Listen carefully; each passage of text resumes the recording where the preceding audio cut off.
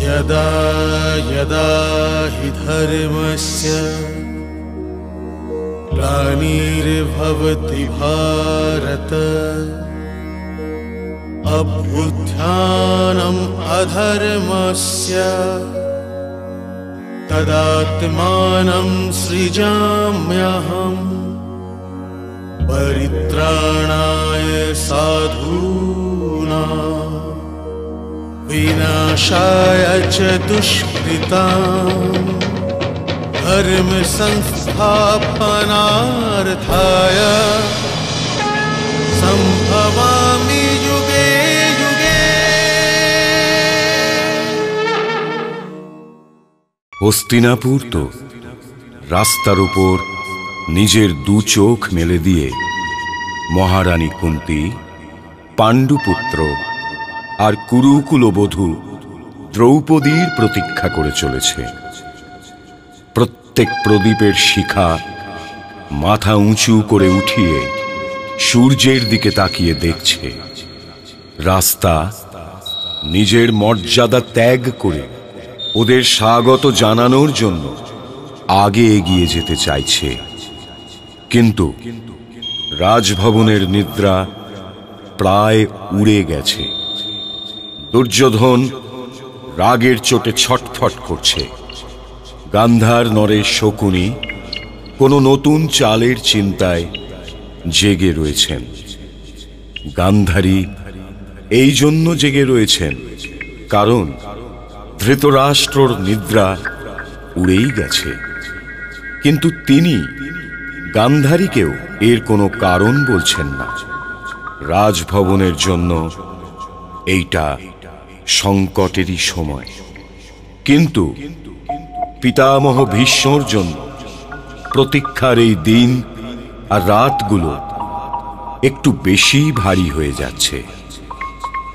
কারণ উনি তো দাঁড়িপাল্লার দণ্ডের মতন, যদি নিজেকে নিজেই কারোর দিকে ঝোঁকাতে চান তবু উনি পারবেন না ঝোঁকাতে। প্রত্যেক রাত তীরের ওপর গিয়ে মায়ের প্রতীক্ষা করে থাকার পরও গঙ্গা প্রকট হচ্ছেন না।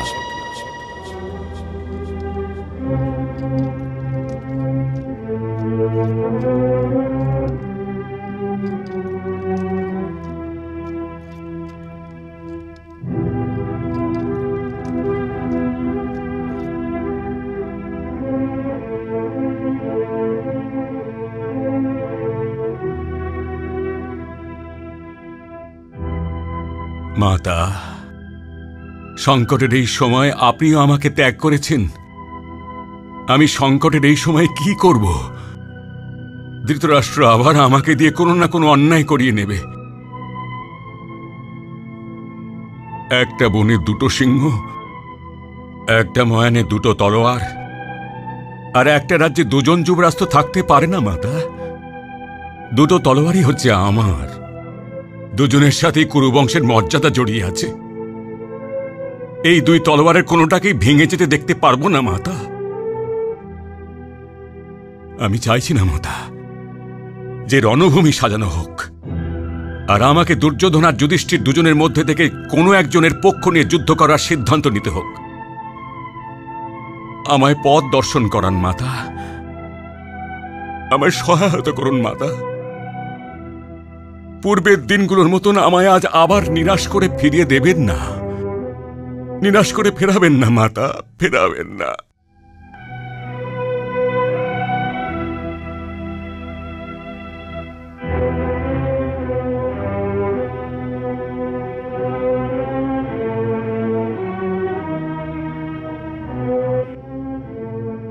প্রণাম মাতা।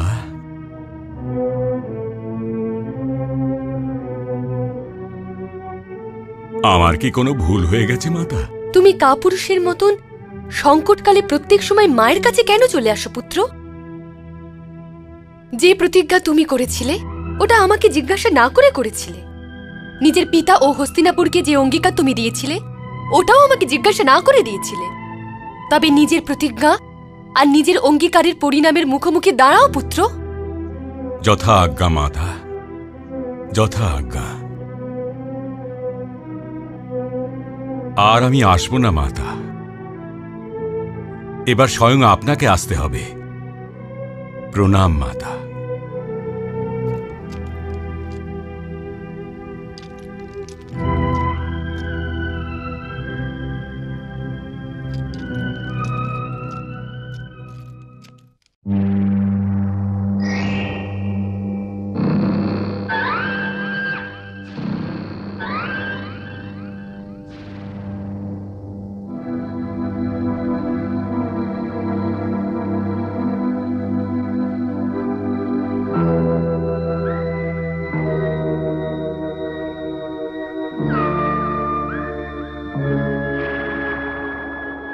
আরে প্রণাম জ্যেষ্ঠ তাতশ্রী। দীর্ঘজীবী হ।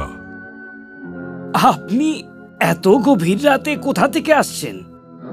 এই কথা তো আমি আপনাকে জিজ্ঞাসা করবো ভাবছিলাম গান্ধার নরেশ, যে এত রাতে আপনি কোথা থেকে আসছেন? আমি তো এমনি ভাগ্নে দুর্যোধনকে বোঝাচ্ছিলাম যে যুধিষ্ঠির হলো ওর জ্যেষ্ঠ ভ্রাতা, ওর জন্য নিজের মনকে কেন কষ্ট দেবে। কিন্তু আপনি তো জানেন জ্যেষ্ঠ তাতশ্রী যে মনের দিক থেকে দুর্যোধন ছোট্ট বালকের মতো। যে বালককে বড় হতে দেওয়াই হয় না গান্ধার নরেশ, সে বড় হবে কি করে? মানে? দুর্যোধন তো বর্ষার ঋতু। যদি কোনো ঘর ভেঙে যায় তবে সেটা ওই ঘরেরই দুর্বলতার জন্য হয়ে থাকে। আর যদি কেবল ঋতুরই দোষ হতো তাহলে তো অন্য সব গৃহও ভেঙে যেত, তাই না গান্ধার নরেশ? আমি দুর্যোধনকে নিয়ে ভীষণই চিন্তিত আছি, কারণ হস্তিনাপুরের বর্তমান ওই। আর ভবিষ্যৎ জ্যেষ্ঠ তাতশ্রী? এই প্রশ্ন নিয়ে হয় তুমি বিধাতার কাছে যাও, কিংবা কালের কাছে যাও, কিংবা আকাশকে জিজ্ঞাসা করো যার কাছে ভবিষ্যতের বীজ আছে, কিংবা ধরিত্রীকে জিজ্ঞাসা করো যার থেকে ওর অঙ্কুর বেরোবে। আমি তো কেবল শূন্য। যদি একলা হই তবে আমার কোনো অর্থই নেই। আর যদি আমার দিন আসে তবে তুমি জীবনভর একলাই থাকবে গঙ্গা পুত্র ভীষ্ম।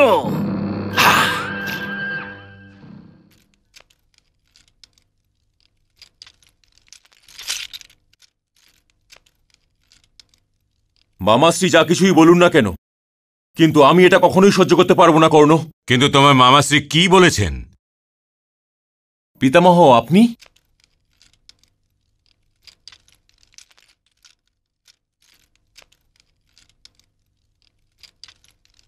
প্রণাম পিতামহ। দীর্ঘজীবী হও। হ্যাঁ, কি বলেছেন তোমার মামাশ্রী? নিজের বোনের ঘরে থেকে যাওয়া কোনো ক্ষত্রিয়ের কোনো কিছু বলার কিংবা না বলার কি গুরুত্ব আছে শ্রী ভীষ্ম? কিন্তু আপনার কথার গুরুত্ব অবশ্যই আছে। আপনার কথা তো না মহারাজ এড়িয়ে যেতে পারেন, আর না হস্তিনাপুর পারবে।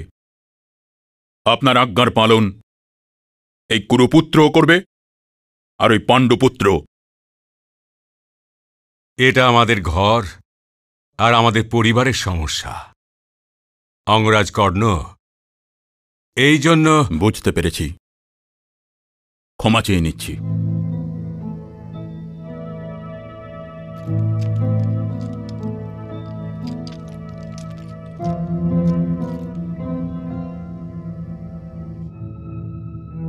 আমায় আসন গ্রহণ করবার জন্য বলবে না বৎস? ক্ষমা চাইছি পিতামহ, বসুন।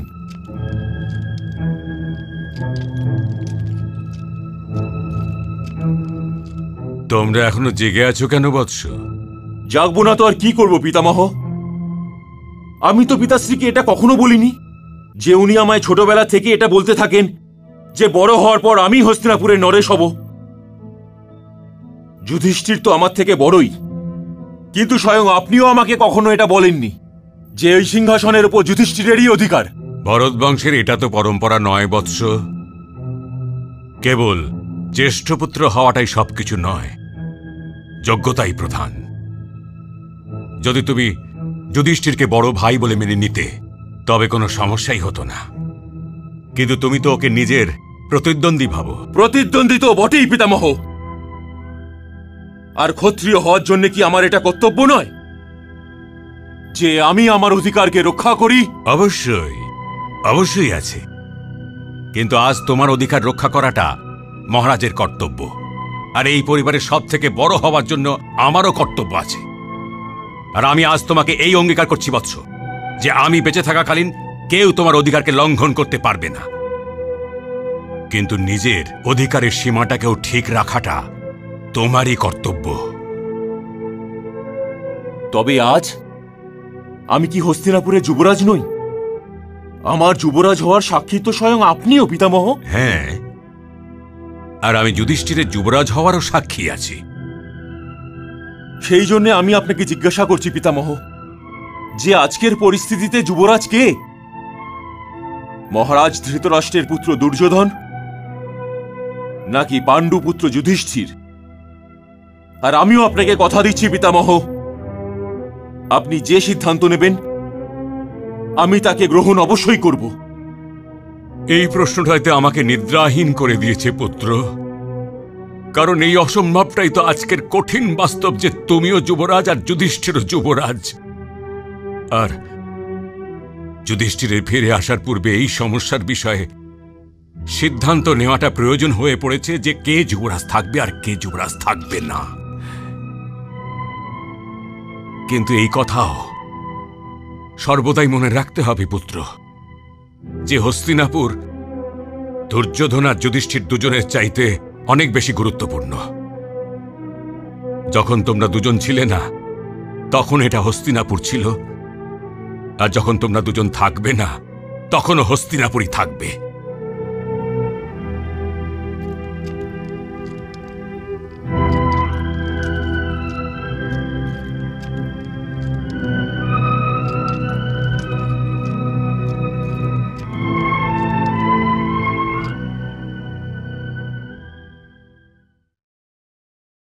আদেশ দেওয়া হচ্ছে যে কুরু পরিবারের সদস্য কুলগুরু কৃপাচার্য আর আচার্য দ্রোণের সাথে রাজভবনের দ্বারের সামনে অনুজ পুত্রদের আর কুলবধূ দ্রৌপদীকে স্বাগত জানাবেন, আর ওদের সম্মানের সাথে আমার কক্ষে নিয়ে আসবেন।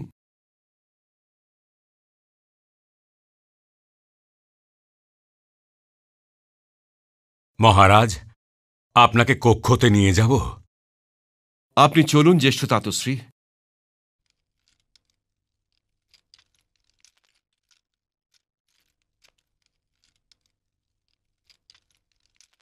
দুঃশাসন,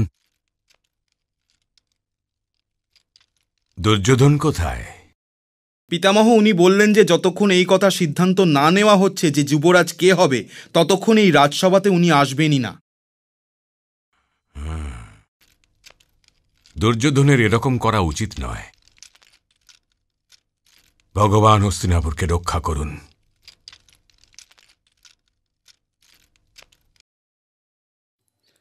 পাণ্ডুপুত্রদের পাণ্ডুপুত্রদের পাণ্ডুপুত্রদের পাণ্ডুপুত্রদের পাণ্ডুপুত্রদের পাণ্ডুপুত্রদের পাণ্ডুপুত্রদের পাণ্ডুপুত্রদের পাণ্ডুপুত্রদের পাণ্ডুপুত্রদের মহারানী কুন্তির মহারানী কুন্তির মহারানী কুন্তির মহারানী কুন্তির মহারানী কুন্তির মহারানী কুন্তির যুবরাজ যুধিষ্ঠিরের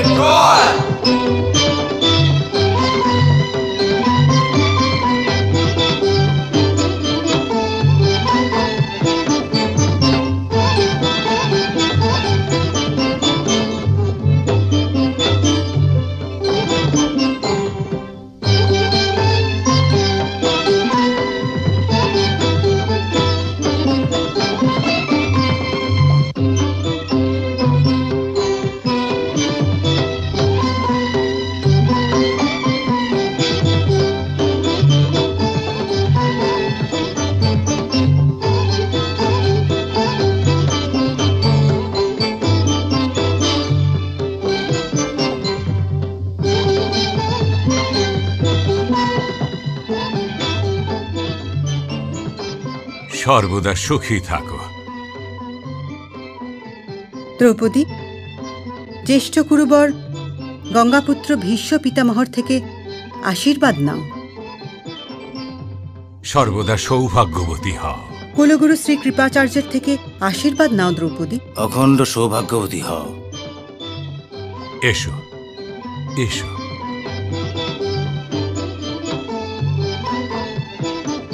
প্রণাম গুরুবর। দ্রৌপদীর সাথে তো আপনার দুরকম সম্পর্ক। যদি পুত্রী মানেন তবুও ও আপনার আশীর্বাদের অধিকারী, আর পুত্রবধূ মানলে তবুও।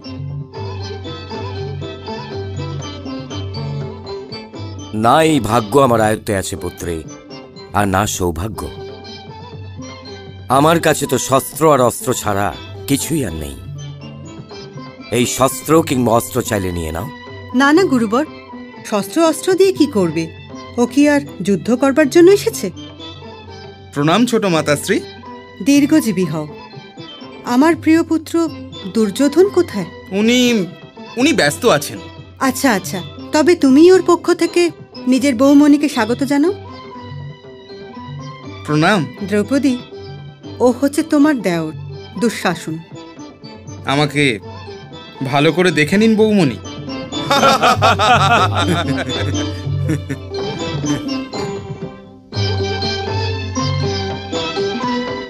আসুন বাসুদেব কৃষ্ণ।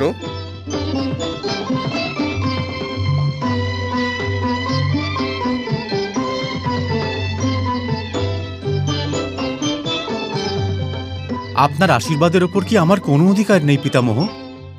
আমার কাছে তো তোমাকে দেওয়ার যোগ্য কোনো আশীর্বাদই নেই বাসুদেব। এটা তো কৃপণতা পিতামহ। যদি বিন্দু সিন্ধুকে কিছু দেবার চেষ্টা করে তবে কি সেটা ছোট মুখে বড় কথা হয়ে যাবে না গিরিধর? বাগবিতণ্ডায় কোনো ব্রাহ্মণের থেকে জেতা সহজ নয় কৃপাচার্য মশাই।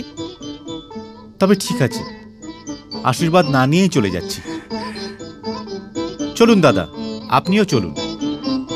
যখন এরা আমাকে আশীর্বাদ দিলেন না, তবে আপনাকেও দেবেন না।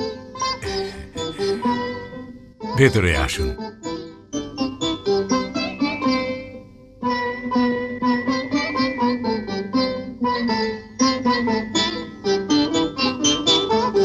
প্রণাম আচার্য।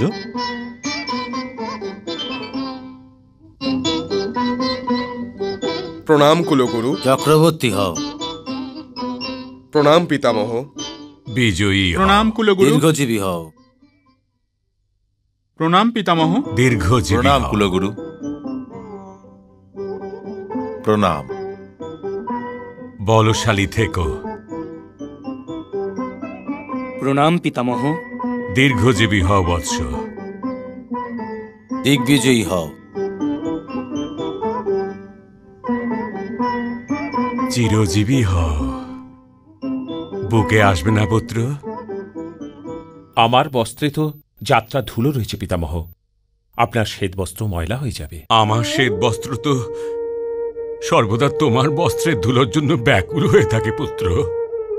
পিতামহ, পিতামহ।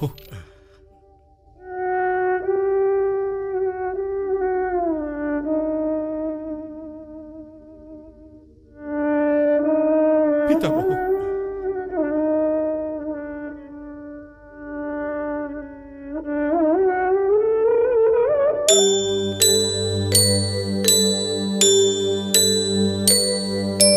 ধন্য হস্তিনাপুর হলো, ধন্য রাজগৃহদ্বার। দীপ আরতির সঙ্গে জ্বলে হয় স্বাগত সৎকার, হয় স্বাগত সৎকার। রাজলক্ষ্মী এই নববধূ মঙ্গলদার আচার। পাণ্ডুপুত্র বধূ দ্রৌপদী সকলেই করল স্বীকার, সকলেই করল স্বীকার।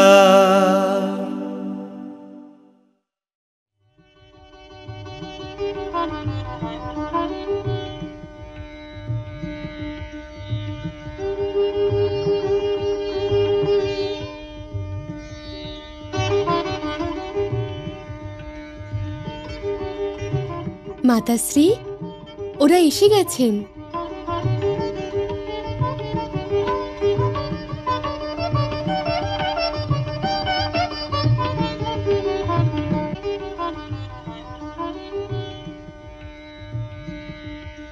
প্রণাম দিদি।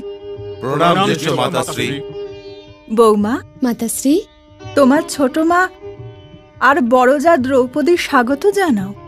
নিজের ঘরে আবার দিদি স্বাগত জানানোর কি দরকার আছে? প্রয়োজন আছে কুন্তি, প্রয়োজন আছে। বারণাবতের দুর্ঘটনার পরে আমার এমন মনে হয়েছিল যে যেন সমস্ত হস্তিনাপুর নগরে প্রায় শেষ হয়ে গেছে। কিন্তু এখন যখন তুমি আমার প্রিয় পাণ্ডবদের নিয়ে এসেছো, তখন এই শুভ আগমনের জন্য হস্তিনাপুরে একটা নতুন জীবন এসে গেছে। এই নতুন জীবনের জন্য অভিনন্দন নাও কুন্তি। যেমন আপনার ইচ্ছা দিদি।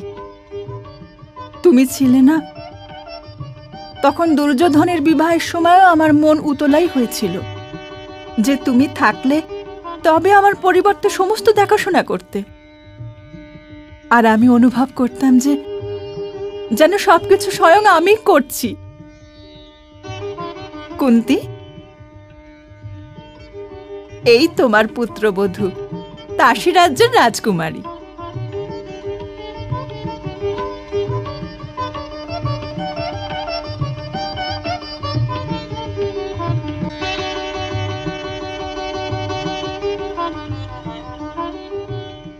দীর্ঘজীবী হও, সুখী হও, জীবন আর সিঁদুরের আনন্দ ভোগ করো।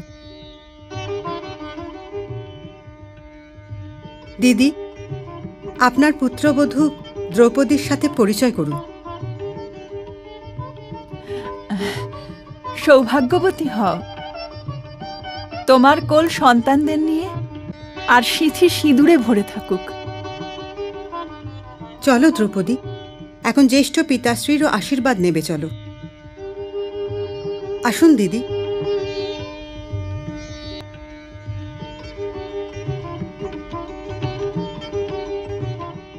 আপনার কুলবধূ দ্রৌপদীর প্রণাম গ্রহণ করুন। সৌভাগ্যবতী হও। দৃষ্টিহীনতার দুঃখ আজ সবচেয়ে বেশি মনে হচ্ছে পুত্রী। যদি চোখ দুটো থাকতো তবে তোমাকে নিজের দিক থেকেও দেখতাম আর অনুজ পাণ্ডুর দিক থেকেও। তোমার শুভ আগমন আমাকে অনুজ পুত্রদের সাথে মিলিয়েছে। এই জন্যেই আমি তোমার কাছে ঋণীও আর কৃতজ্ঞ। কোথায় আছে আমার প্রিয় অনুজ পুত্র? যদি আমি ওদের দেখতে পেতাম তবে স্বয়ং আমি ওদের কাছে পৌঁছে যেতাম, ওদের নিজের বুকে জড়িয়ে ধরতাম। আমরা তো আপনার চরণেই আছি জ্যেষ্ঠ তাতশ্রী। চক্রবর্তী হও। তোমরা সবাই আমার ওই দুঃখকে অনুভব করতে পারবে না যা তোমাদের হারানোর পর হয়েছিল, আর না এই সুখের যা তোমাদের ফিরে পেয়ে হয়েছে। আমি তোমাদের কাছে বড় লজ্জিত। কিন্তু যদি পারো তবে দ্রৌপদীর এই শুভ আগমনের জন্য তোমার এই দৃষ্টিহীন তাতশ্রী আর দৃষ্টিহীন রাজাকে ক্ষমা করে দিও। এটা আপনি কি বলছেন জ্যেষ্ঠ তাতশ্রী? দুর্ঘটনাগুলো তো জীবনের একটা অংশ, তার জন্য তো আপনি দায়ী হতে পারেন না। সুখী হও, সর্বদা সুখী থাকো। আপনি কি আমাকে এদের সাথে কথা বলবার সুযোগ দেবেন কি দেবেন না আর্যপুত্র? দৃষ্টিহীনতার সবচেয়ে বড় দোষ এটাই হলো যে গান্ধারী, সে যদি কোনো বস্তু কিংবা ব্যক্তিকে যখন জড়িয়ে ধরে নেয় তখন তাকে ছাড়তেই চায় না। কে জানে সে আবার কখনো হাতের মধ্যে আসে বা না আসে। চোখ যাদের আছে তারা দূরত্ব মাপতে পারে, কিন্তু আমাদের মধ্যে স্বাভাবিক তো এটাই না। যা হাতের মধ্যে আছে সেটাই আছে, তার অতিরিক্ত কিছুই নেই। যাও পুত্রী, তোমার বড় মার কাছে যাও।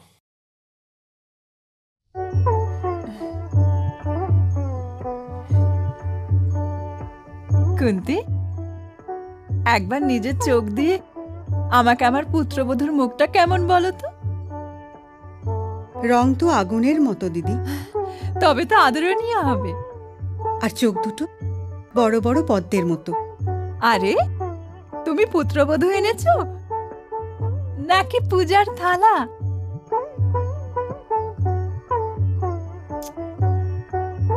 ভগবান তোমার ভাগ্যের সমস্ত দুঃখ আমাকে দিয়ে দিন, আর আমার ভাগ্যের সমস্ত সুখ তোমাকে। নিজের জন্য তো কিছুই রাখলেন না আপনি। অনুজ বধূ, এই কথা কে বলল? আমার ভ্রাতা বসুদেবের পুত্র কৃষ্ণ আমাদের সাথে আপনাকে প্রণাম করতে এসেছে। আপনি তো আমাকে ভুলেই গেছেন পিসি। কৃষ্ণের জ্যেষ্ঠ ভ্রাতা এই বলরামও আপনাকে প্রণাম করতে এসেছে মহারাজ। আর কেউ যদি আপনাকে ভুলেও যায় দাদা, কিন্তু আমি ভুলতেই পারবো না। আপনি তো ভুলতেই দেন না। তোমার অনুজ পুত্রকে আমার কাছে নিয়ে এসো কুন্তী। আপনি এটা ভুলবেন না পিসি যে অনুজ পুত্র তো আমিও। সম্ভবত মহারানী মাতা জ্যেষ্ঠ পুত্রকে নিজের কাছে আনার আদেশ দিয়েছেন। আচ্ছা, দুজনকেই নিয়ে এসো। এসো কৃষ্ণ। প্রণাম মহারাজ। তোমাদের দুজনের মধ্যে গিরিধারীকে? গিরিধারী তো আমার অনুজি মহারানী মাতা। তবে তুমি রেগে আছো মনে হচ্ছে কেন পুত্র? কারণ এটা তো ওনার ভোজনের সময় মহারানী মা। আমার ভীমেরও ভোজনে বড়ই রুচি আছে। দেখলে তো, আমরা এত বছর পর এখানে এলাম, কিন্তু জ্যেষ্ঠ মাতাশ্রী আমাকে একেবারেই ভোলেন। জ্যেষ্ঠ মাতাশ্রী আপনার ভোজনকেও ভোলেননি মেজো দাদা। ভীম, হ্যাঁ জ্যেষ্ঠ মাতাশ্রী, আমি তোমার জন্য বেশি করে ক্ষীর বানিয়েছি। খুব ভালো। তাই বলি দাদা, যে আপনার হৃদয়ে ভীমসেনের জন্য এত ভালোবাসা কেন?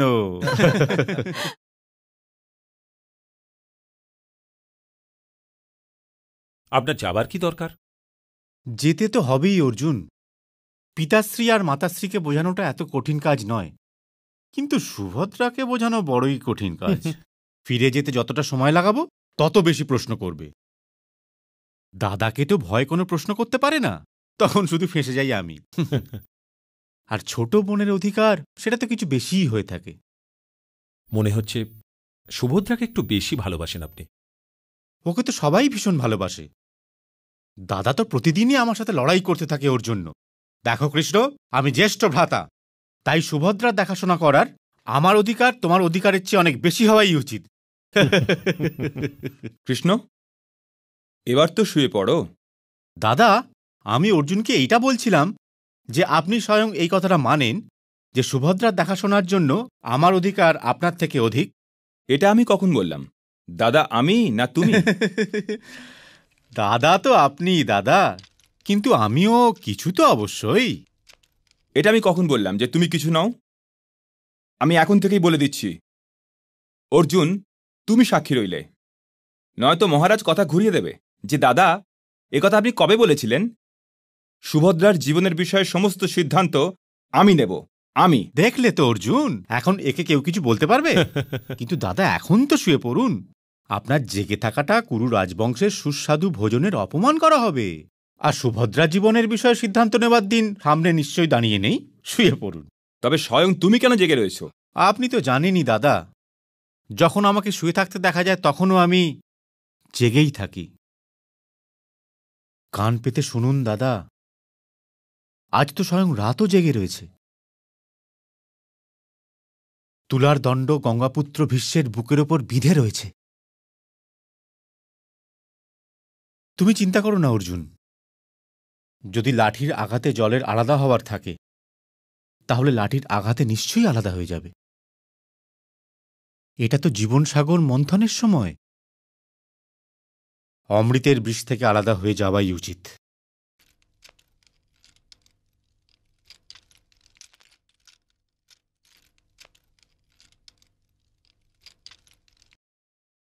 মহারাজ ধৃতরাষ্ট্র উপস্থিত হচ্ছেন।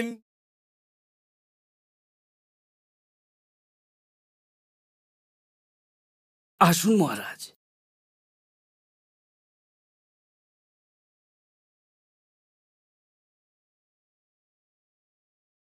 আসুন।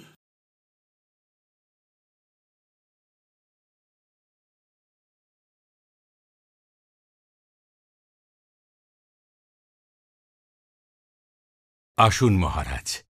প্রণাম মহারাজ। আসুন, আসন গ্রহণ করুন। আসুন আসুন মহারাজ, আসুন।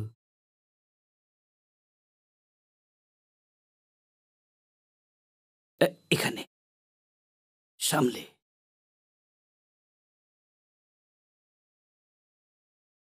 আসুন।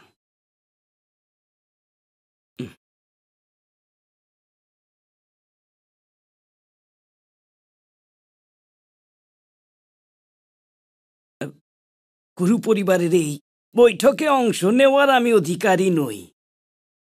এই জন্য যদি মহারাজ আজ্ঞা দেন তো আমি চলে যাই। চলে গেলে তো অতিথি সেবার জন্য কুরু পরম্পরার অপমান হবে গান্ধার নরেশ।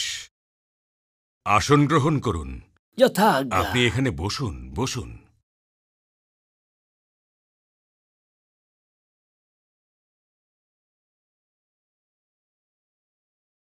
সবাই কি চলে এসেছেন জ্যেষ্ঠ তাতশ্রী? হ্যাঁ মহারাজ। আমি আপনাদের সবাইকে এখানে আসার কষ্ট এই জন্য দিয়েছি যে আমি এক চরম সংকটের মধ্যে আছি, আর আমার আপনাদের সবার সহায়তার প্রয়োজন আছে। চরম সংকটটা কি মহারাজ? চরম সংকট এটাই জ্যেষ্ঠ তাতশ্রী যে হস্তিনাপুরের কাছে আজ দুজন যুবরাজ হয়ে গেছেন। আর এটা তো স্বাভাবিক যে কোনো রাজ্যতেই দুজন যুবরাজ থাকতে পারে না। যুবরাজ যুধিষ্ঠিরের ফিরে আসার পরে তো সিদ্ধান্ত এটাই নেওয়া উচিত মহারাজ, রাজকুমার দুর্যোধন যেন ওই স্থান রিক্ত করে দেন। এই সমস্যার অন্য কোনো সমাধান তো হতেই পারে না মহারাজ।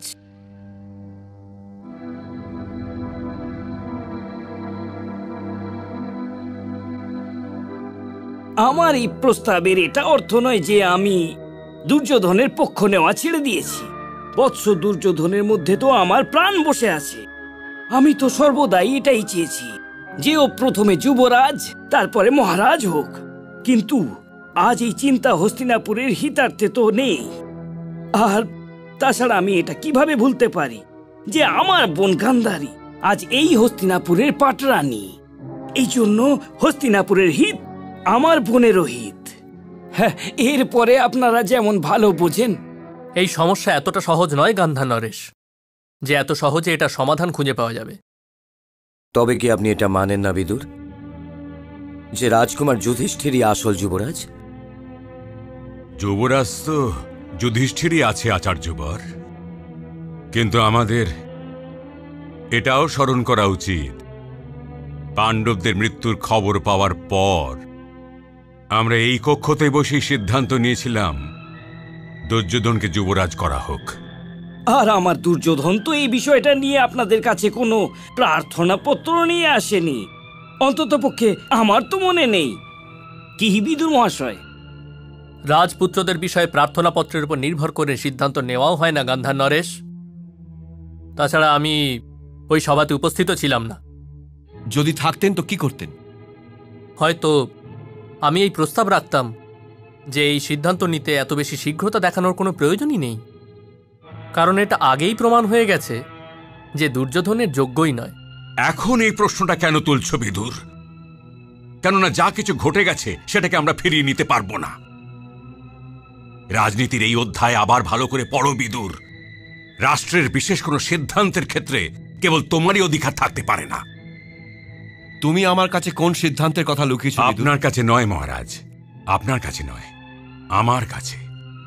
কিন্তু এখন এই বিষয়ে বিচার করে কোনো লাভ হবে না, কারণ স্বয়ং বিদুরের মতো বিদ্বানও কালের প্রবাহকে তো পিছনে নিয়ে যেতে পারবে না। এই জন্যই আমাদের বর্তমানের সামনে দাঁড়ানো উচিত। সেই তো আমরা ঘুরে ফিরে আবার ওই বিন্দুতেই চলে এলাম যে হস্তিনাপুর নিজের দুজন যুবরাজদের মধ্যে কাকে সরিয়ে দেবে আর কাকে থাকতে দেবে। আপনার বিচারে হস্তিনাপুরের এখন কি করা উচিত কুলগুরু? আপনি যাকেই পদ থেকে সরাবেন তার সঙ্গে অন্যায় করবেন মহারাজ। কিন্তু আমি তো অন্যায় করতেই চাই না। আচার্য দ্রোণ। আগে মহারাজ, আপনার বিচারে আমার কি করা উচিত? আপনি আচার্য দ্রোণকে এই ঝামেলার মধ্যে কেন ফেলছেন মহারাজ? বৃহস্পতির শিষ্য, জ্যেষ্ঠ গুরু গঙ্গাপুত্র ভীষ্মের ওপরে এই সিদ্ধান্ত কেন ছেড়ে দিচ্ছেন না? সেটাই ঠিক হবে, কারণ জ্যেষ্ঠ তাতশ্রীর উপরে তো কেউ পক্ষপাতিত্বর আরোপই লাগাতে পারবে না, তাই না বিদুর? আজ্ঞে মহারাজ, কিন্তু কখনো লোক এটা না বলতে থাকে যে স্বয়ং মহারাজের যে সিদ্ধান্ত নেওয়া উচিত ছিল সেটা উনি জ্যেষ্ঠ তাতশ্রীর উপর দিয়ে দিলেন। আমরা সবাই তো আপনারই সহযোগী মহারাজ, আর সিদ্ধান্ত নেওয়া তো আপনারই কর্তব্য। অস্বাভাবিক পরিস্থিতিতে নয়। আর এটাও ভুলো না বিদুর যে হস্তিনাপুরের রাজ সিংহাসনের উপর সবচেয়ে প্রথম অধিকার জ্যেষ্ঠ তাতশ্রীরই আছে। জ্যেষ্ঠ তাতশ্রী, আমাদের এই সংকট থেকে বার হওয়ার পথ দেখিয়ে দিন।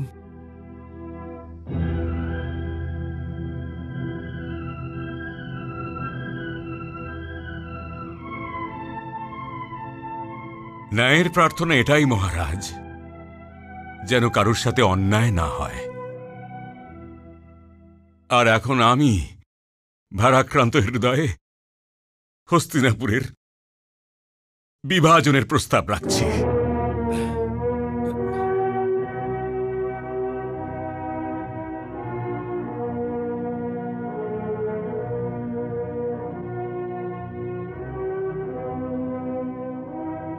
বাস্তবে রাজনীতি যখনই বাধাপ্রাপ্ত হয় মহারাজ, তখন তার শাস্তি তো দেশকেই ভোগ করতে হয়।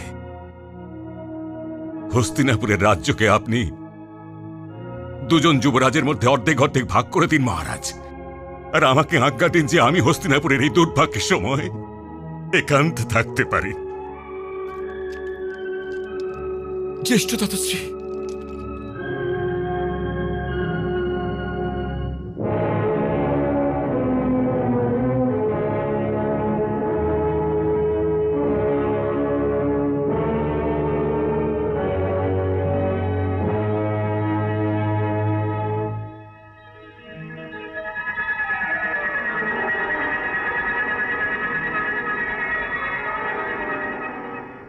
প্রণাম জ্যেষ্ঠ তাতশ্রী। চক্রবর্তী হও।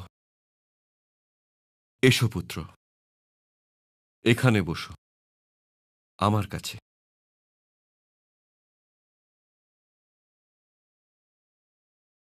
আমি একটা বড় সংকটের মধ্যে আছি, আর যদি আমি এটা না জানতাম যে তুমি আমার সহায়তা অবশ্যই করবে, তবে আমি আত্মহত্যা করে নিতাম। আপনি আদেশ দিন জ্যেষ্ঠ তাতশ্রী। ছোটরা গুরুজনদের সাহায্য করে না, ওরা তো আদেশ মেনে চলে, আজ্ঞা পালন করে। আমার কথাগুলো মন দিয়ে শোনো পুত্র। তোমরা 5 ভাই আমার অনুজ পাণ্ডুর উত্তরাধিকারী, যে প্রায় পুরো পৃথিবীটাকেই জিতে নিয়েছিল। বিজয়শ্রী ওর অধীনে ছিল,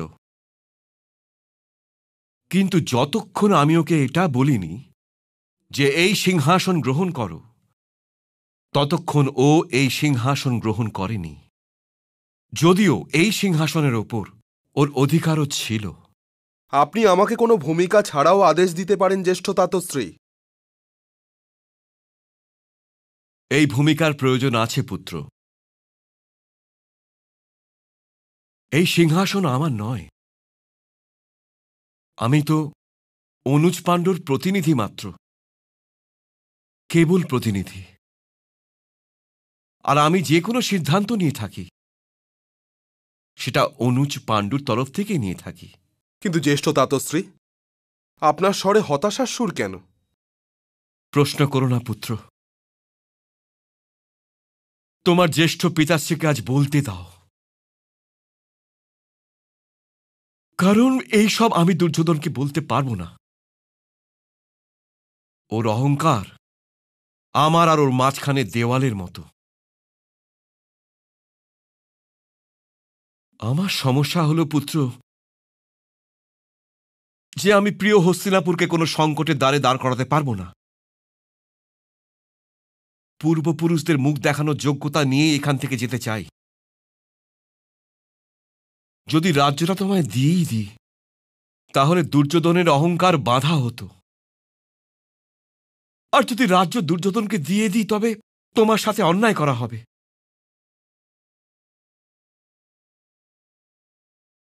আর এটাও পারিবারিক জীবনের একটা সত্য হয় পুত্র, যে যেখানে অনেকগুলো বাসন থাকবে ওখানে বাসনের ধাক্কার আওয়াজও হবে।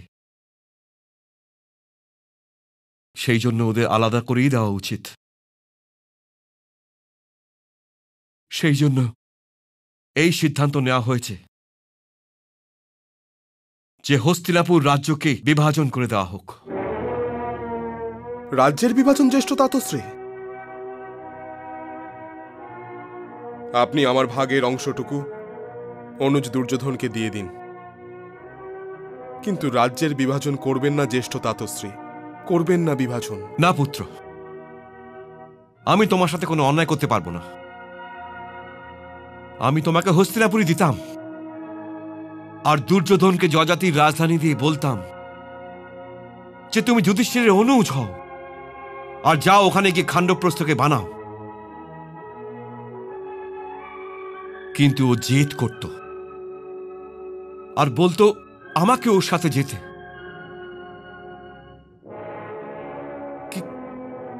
কিন্তু আমি তো হস্তিনাপুরের ছায়ার মতন, আর আমি একে ছেড়ে দিয়ে কোথায় যাব? সেই জন্য আমি চাইছি যে তুমি খাণ্ডবপ্রস্থকে বানাও। আমার কথা সম্মান রাখো পুত্র। আজ্ঞার পালন হবে জ্যেষ্ঠ তাতশ্রী। সততার মাথা নত হলো, দেখে অসহায় কায়া পাণ্ডুপুত্রদের ঘিরে নিল। আবার ওই কালো ছায়া